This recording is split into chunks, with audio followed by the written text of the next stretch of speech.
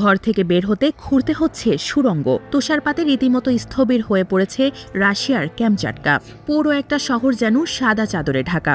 কোথাও কোথাও বরফের উচ্চতা ১৩ ফুট ছাড়িয়েছে। গাড়ি থেকে শুরু করে ভবনের প্রবেশপথ সবই এখন বরফের নিচে।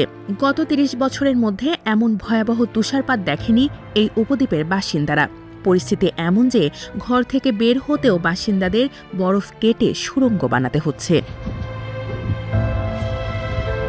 তবে দৃশ্যটা যতটা রোমাঞ্চকর, বাস্তবতা ততটাই কঠিন। রাশিয়ার এই উপদ্বীপে কয়েক দশকের মধ্যে সবচেয়ে ভারী তুষারপাতের পর ছাদ থেকে পড়ে আসা বরফের নিচে চাপা পড়ে ষাটের কোটায় থাকা ২ ব্যক্তি নিহত হয়েছেন।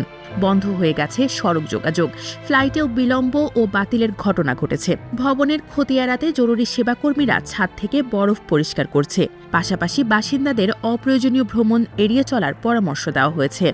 স্থানীয় গণমাধ্যম জানিয়েছে, দোকানগুলোতে খাদ্য সংকট দেখা দিয়েছে। কিছু বাসিন্দা জানিয়েছেন তারা প্রয়োজনীয় ওষুধও সংগ্রহ করতে পারছেন না।